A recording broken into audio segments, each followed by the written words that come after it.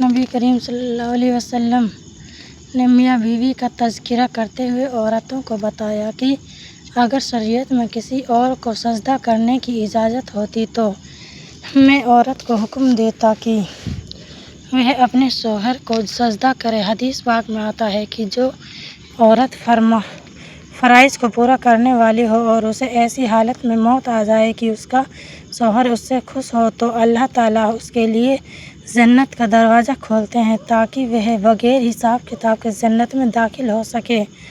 یہ بھی کہہ دیا کہ اگر کسی عورت سے اس کا شوہر جائز وجہ سے ناراض ہو اور وہ عورت ضد کر کے خاموش رہے اور شوہر ایسی حالت میں سو جائے تو ساری رات اللہ کے فرشتے اس عورت پر لعنت برساتے ہیں۔ گویا شوہر کی خوشی میں اللہ تعالیٰ کی خوشی کو شامل کر دیا گیا۔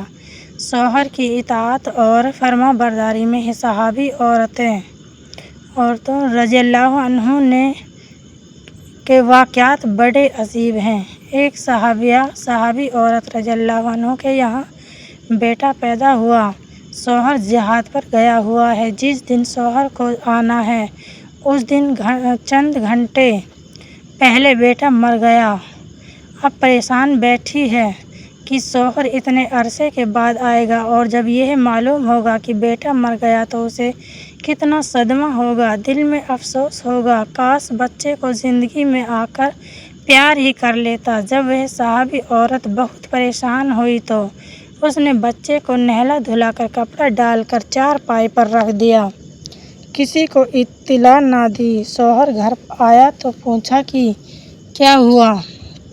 بتایا کہ اللہ نے بیٹا دیا۔ پوچھا کہ میرا بیٹا کہاں ہے؟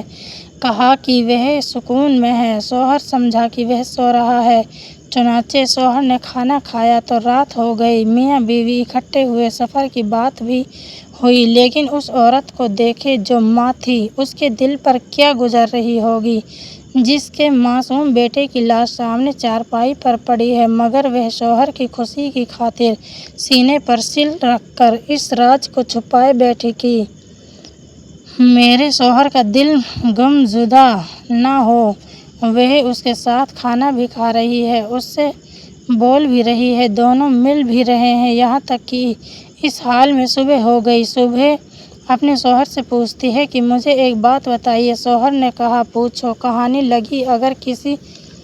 کہنے لگی اگر کوئی کسی کو امانت دے اور پھر کچھ عرصے کے بعد واپس مانگے تو خوشی سے دینی چاہیے، غم زدہ ہو کر؟ شوہر نے کہا کہ خوشی ہو کر کہا کہ اچھا، آپ کو بھی اللہ نے امانت دی تھی، آپ کے آنے سے کچھ دیر پہلے اللہ نے وہ امانت واپس لے لی، اب جائیے اور خوشی خوشی اللہ کے حوالے کر دیجیے۔ اللہ اکبر۔ اس صحابی عورت نے شوہر کے حقوق اور اس کی خدمت کا حق ادا کر دیا۔